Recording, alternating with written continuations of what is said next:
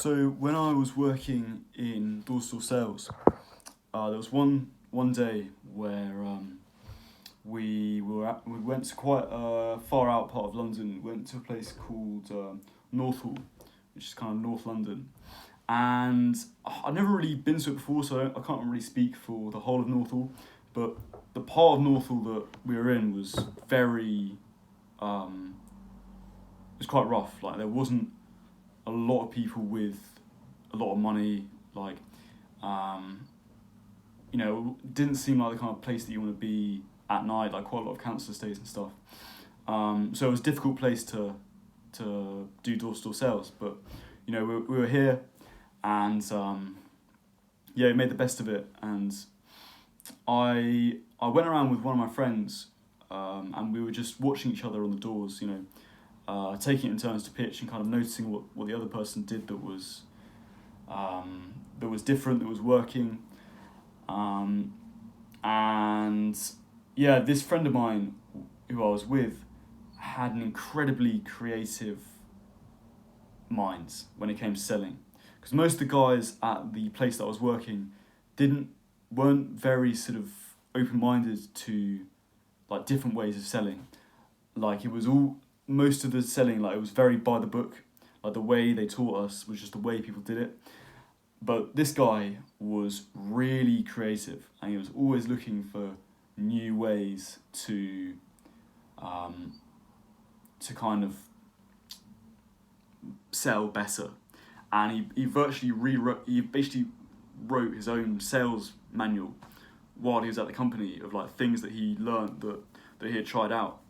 And I loved sort of going around with him because I learned so much about sales and just his open-mindedness to like learning just the art of selling itself and like trying to become the best at it was really nice. It was really interesting.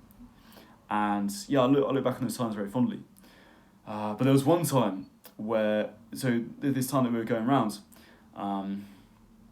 I remember I was on the door with this woman. I was explaining to her the charity, and the way that sales works is you basically break up your pitch into different sort of bits.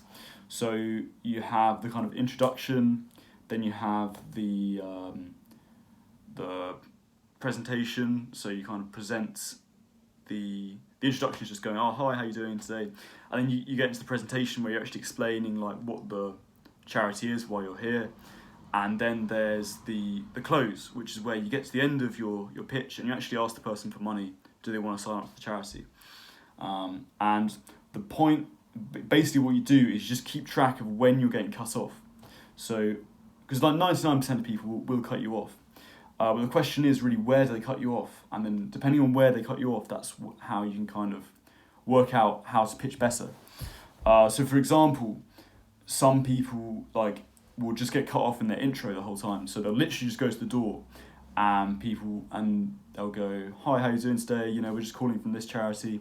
And the person at the door will be like, oh no, I'm not interested, and then slam the door. Then some people will actually they'll introduce themselves and they'll actually get a bit of engagement and they'll talk through the charity, but then they'll still get to the close. They'll still ask for money, and the person will be like, oh, I'm not interested. Close the door. And what you do while you're selling, while you're walking around, is you just tick off like what point of the pitch you got up to. And this, like I said, this is a good way to kind of course correct where you're going wrong and what to improve on. Because, if you were getting lots of closes out, you were asking lots of people for money, and that's great, but you might have just been speaking too fast. Or if you were just getting loads of intros out and not really getting into the pitch, then maybe it's like you're not in like a good enough mood. You're not sort of being smiley enough on the doors. No one wants to engage with you. That's the kind of conventional wisdom. But anyway, the last sort of thing that you get to after the close is the tab. And what the tab is where you explain how much the charity is looking for, ask the person to donate, and they say yes. At which point you get your tablet out and you explain to them how they sign up. because basically you'd sign them up there and then, because let's be honest, if they just closed the door, that like they wouldn't sign up, they'd just forget. So you had to like get them to sign up there and then. So you get the tablet out and you'd explain to them like how it works and go through it with them, and eventually you'd send a link to their phone where they'd sign up themselves. So anyway, this was the last sort of one, was getting a tab. And if you got to the point where you were getting tabs out, then that was usually good news. That usually meant you were on the right track. Now, it didn't guarantee like that you were going to get a sign up. You know, all sorts of things could happen once you got on the tab. The person could suddenly just, I don't know, their baby could start crying, or they could suddenly think like, oh, actually, I can't be bothered. You know, I'll just do it later. All sorts of things could happen, but usually, if you started getting tabs out, that was like a good sign. That meant what you were doing was right. So anyway, I was on the door with this woman, and I was explaining to her the charity, and I got through to the end of the pitch. So I closed her. I explained how much the charity is looking for. You know, would you like to help us out as well? And the woman said, you know, that it's a great cause, you know, whatever, but I'm just not interested. You know, thank you for it. You know, she was very nice about it. And I was about to walk away when my friend suddenly piped up, and he said, if it helps, miss, what I can do is I can just send you the link for the charity and you can sign up in your own time. Would you like me to do that? And this old woman looked at him and was like, what the fuck? I just said I was not interested. Why are you asking me if I want to get the link? And she was like, no, I don't. And then she shut the door and we walked off. And we were walking away, and my friend just turned to me and he said, now the question is, Alfie, why did I decide to do that? And I was like, yeah, I don't know. Why did you do that? And he said, well, now I've got my first tab out. And, you know, it was so funny because the woman had said no to the clothes that I'd given. But to be fair, he had still got his tab out. You know, he had taken the tablet out, opened it up and offered to send the link over. So, you know, technically that was the first tab. And he was like, now it's going to be so much easier for me to get the next one, because in my head, I've already got one. So I already know that it's possible to get a tab in this area.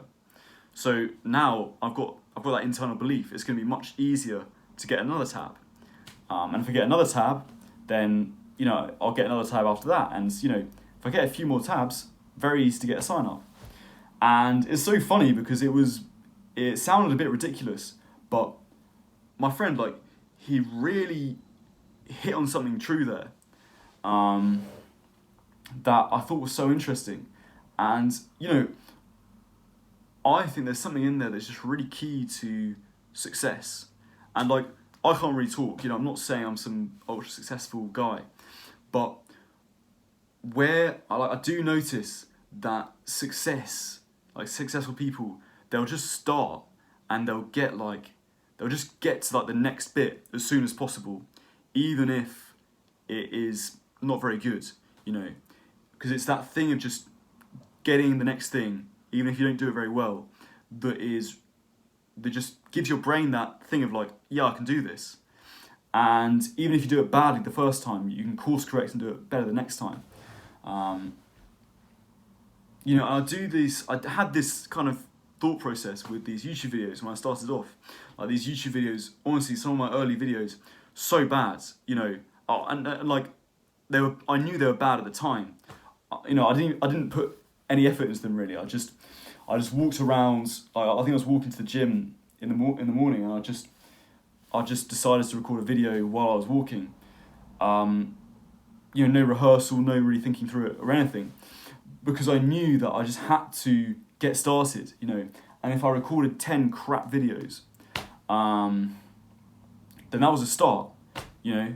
And then it suddenly, this enormous task of like releasing a really good, really well thought out YouTube video didn't feel very daunting anymore, because really like the step from 1 to 2 is quite small, you know, but the step from 0 to 1 is enormous, you know. The step from making no YouTube videos to making one YouTube video, even if it's not very bad, And then the step from making one YouTube video to a good YouTube video, it's somehow smaller. The brain can kind of handle it much better. And I think so much of life is like that, just taking the first shots, and then your brain is like, oh, this is easy now. I can do this. And if you can do it, then you can do it well. You know, people talk about, like, I remember when I did CCF at school, you had this thing where when they took you to like a firing range, like shoots guns at a target, what they encourage you to do is take a shot first, and you could just see like how accurate you were, and then you adjust your shot. So you kind of take the shot, and then you'd be like, oh, okay, I need to breathe in more, or I need to pull my leg up, or whatever, and then you take another shot, because the first shot kind of informs where you go. I think so much just doing that, it's just keeping that ball rolling. You know, once you start it, first of all, like, your brain just knows that you can do it now. Like, it's not a big deal. So it stops procrastinating. But also, there's the enormous advantage of, like, you know where you're going wrong. Suddenly it's like, you just learn lessons that you wouldn't learn otherwise. You know, because there's only so long, just to take that example of standing there with a rifle, there's only so long you can kind of perfect in your mind how accurate the shot's going to be until you actually take the shot and find out. Similarly with making a YouTube video, there's only so much thinking you can do about what's going to be the perfect YouTube video to make before you actually go and make it. Because there are lessons you learn from actually sitting down and doing it that otherwise you just never learn. You know, to actually have the experience of turning a camera on and suddenly, like, you've got to articulate all these thoughts in a very particular and precise way. No amount of